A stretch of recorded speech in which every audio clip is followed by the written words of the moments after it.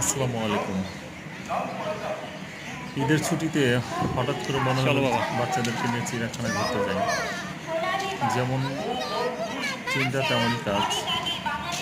তো আমরা বৃহস্পতিবার সকালে চিড়িয়াখানার উদ্দেশ্যে রওনা দিছি। চলো পুরো ভিডিও করা যাও। হয় নাই, ফাঁকে ফাঁকে কিছু ভিডিও করা হয়েছে।